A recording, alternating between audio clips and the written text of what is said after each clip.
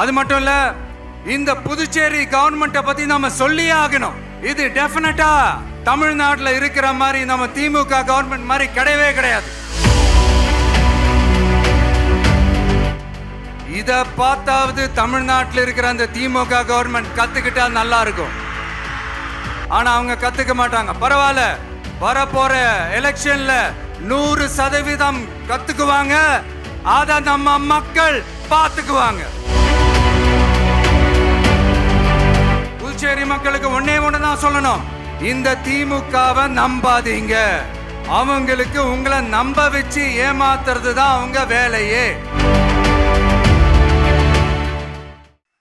அது மட்டும் இல்ல, இந்த புதுச்சேரி கவர்மெண்ட்டை பத்தி நாம சொல்லியே ஆகணும். இது டெஃபினட்டா தமிழ்நாட்டில் இருக்கிற மாதிரி நம்ம திமுக கவர்மெண்ட் மாதிரி கிடையவே கிடையாது.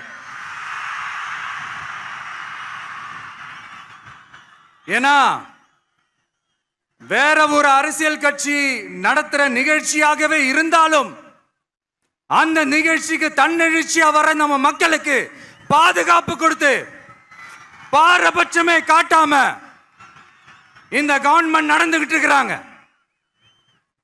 அப்படிப்பட்ட இந்த புதுச்சேரி கவர்மெண்ட்டுக்கும் நம்ம புதுச்சேரி சிஎம் சார் அவர்களுக்கும் இந்த நேரத்தில் என்னுடைய மனப்பூர்வமான நன்றிகளை தெரிவிச்சுக்கிறேன்.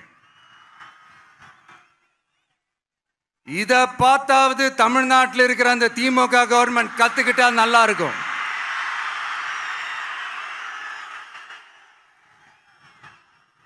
ஆனா அவங்க கத்துக்க மாட்டாங்க. பரவாயில்ல, வரப்போற எலெக்ஷன்ல 100% கத்துக்குவாங்க. அத நம்ம மக்கள் பார்த்துக்குவாங்க. கிட்டத்தட்ட 20 லட்சம் பேர் வாழ்ற யூனியன் பிரதேசமான புதுச்சேரி மத்திய நிதி குழுவில் இடம்பெறவில்லை. அதனால் மாநிலங்களுக்கான நிதி பகிர்தல் அடிப்படையிலும் யூனியன் பிரதேசங்களுக்கான நிதி பகிர்தல் அடிப்படையிலும் புதுச்சேரிக்கு நிதி ஒதுக்கப்படுவதில்லை. அதனால ஒவ்வொரு ஆண்டும் புதுச்சேரிக்கு தோராயமாகவே மத்திய அரசு நிதியை விடுவிக்கிறது.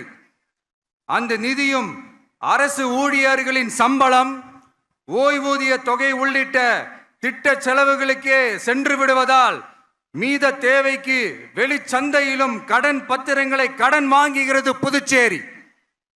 இந்த நிலைமை மாறணும்னா ஒரே வழி, மாநில அந்தஸ்து நம்ம புதுச்சேரி மக்களோட பல்லாண்டு கால கோரிக்கை.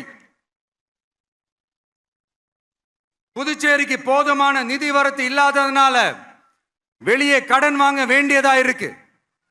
புதுச்சேரியோட கடனை குறைச்சு தற்சார்பு பொருளாதாரத்தை வளர்த்தெடுக்க திட்டங்கள் வகுக்கப்பட வேண்டும். மாநில அந்தஸ்து வாங்கினா மட்டும் போதாது இல்லையா, தொழில் வளர்ச்சியும் தேவையாச்சே. புதுச்சேரி தென்னிந்தியாவின் முன்னணி இண்டஸ்ட்ரியல் ஹப்பாக மாற்ற எல்லா முயற்சிகளும் எடுக்க வேண்டும். இந்திய அளவில் ரேஷன் கடைகளே இல்லாத மாநிலம் புதுச்சேரி தான். ஏழை எளிய மக்களுக்கு வாழ்வாதாரமே ரேஷன் கடைகள் தான். மற்ற மாநிலங்கள்ல இருக்கிற மாதிரி இங்கேயும் அரிசி, சர்க்கரை, பருப்பு, கோதுமை, எண்ணெய்னு அனைத்து பொருட்களும் வழங்கும் முறை சீராக்கப்பட வேண்டும். கடைசியா மீன் பிடிக்க செல்லும் காரைக்கால் மீனவர்களை அடிக்கடி கைது செய்யும் இலங்கை கடற்படை அவர்களின் படகுகளையும் பறிமுதல் செய்து விடுகிறது. அதனால் நீண்ட போராட்டங்களுக்கு பிறகு அவர்கள் விடுவிக்கப்பட்டாலும் படகுகள் கிடைக்காததால் படு மோசமான நிலைக்கு தள்ளப்படுகின்றனர். இந்த நிலை மாற வேண்டும். புதுச்சேரி மக்களுக்கு ஒன்னே ஒண்ணுதான் சொல்லணும், இந்த திமுகவை நம்பாதீங்க. அவங்களுக்கு உங்களை நம்ப வச்சு ஏமாத்துறது தான் அவங்க வேலையே. நான் மறுபடியும் சொல்றேன், இந்த விஜய் புதுச்சேரி மக்களுக்காகவும் எப்பவும் துணை நிற்பான். வரப்போற புதுச்சேரி தேர்தல் களத்துல நம்மளுடைய தமிழக வெற்றி கழகத்தின் கொடி பட்டொளி வீசி பறக்கும். கான்பிடண்டா இருங்க, நல்லதே நடக்கும், வெற்றி நிச்சயம். மீண்டும் சந்திக்கும் வரை நன்றி, வணக்கம்.